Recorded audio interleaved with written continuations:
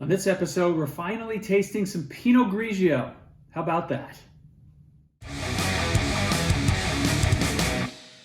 Welcome back to Drinking It In. I'm your host, Chris Cassara. We are here to help you know more and drink better.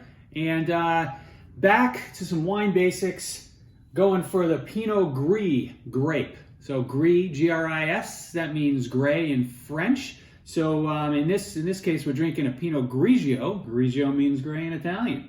How about that? You got some knowledge. So it's a pretty popular white grape, and it probably should have been on an earlier version of the Wine Basics series. As I sit here, I'm recording this on Thursday, the 17th, and you can see I have my playoff beard going because the Islanders are playing for their lives again tonight. By the time you see this video, the beard may already be gone, but hopefully not. Hopefully not. Go Islanders. So Pinot Grigio. It's what I would say a medium weight grape, medium acidity, right? It's right down the middle. It's easy to like, especially if you get the right bottle, because you're gonna get like peaches and apples and melon notes, and without too much oak, right? So they're gonna be subtle. Right, they're nice, they're easy to like, subtle, smooth. The acidity is not going to go over the top, and the weight is right down the middle. So it's not something that I find that I love, but Pinot Grigios, Pinot Gris, they're wines that definitely have a place, and I do enjoy drinking. So as you can tell, it's a pretty it's a white wine, right? Since it's medium weight, right, it'll be okay with, good old poultry and some pork, as well as, being a natural match for seafood and fish and sushi and the like. In the end, right, can you pair Pinot Grigio with scallops? The answer is yes. Okay, let's see what this wine brings us. Let's see if it gives us or stays true to some of those parameters I laid out, and let's see if it's worth you trying to find it, right? Because this is a pretty reasonable wine. Oh, I keep doing that.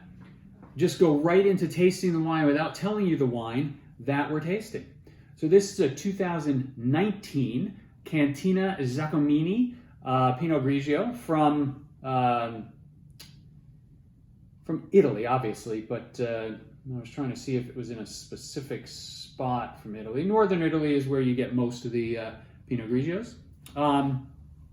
This guy, right, they give you a little piece of the vine on the bottle. That's always fun. And they also make a Montepulciano di Abruzzo, which I think we'll probably review on the channel when we're talking about the Montepulciano grape, because that's a really good one. Very reasonable, easy to find too. So let's see what this one brings to the table.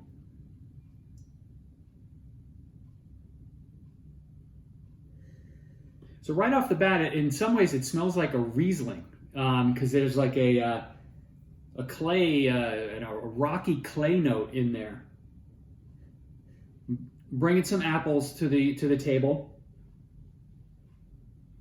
You're getting a little salinity, almost like smelling like the sea air, which is not typical, I find, for these wines, but pretty neat nonetheless. Just got a whiff of peaches. So peaches, apples, salinity, wet rock. There's a lot going on, actually, for a $12 bottle.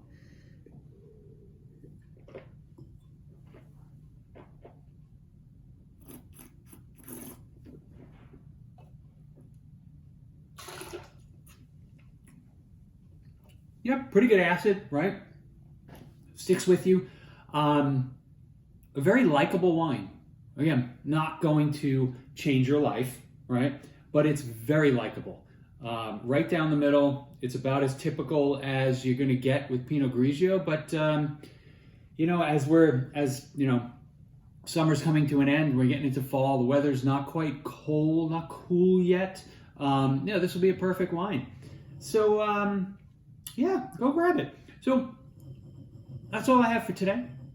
We'll see you back with another video. If you've If you're subscribed to the channel, thank you. If you're not, what are you doing? You got to subscribe. Also, drop me a comment with, let me know what other wines you'd like to see featured on the channel that you want to get a little more info on, or you just want to see me taste and enjoy. I'm all ears. Thanks again. Cheers.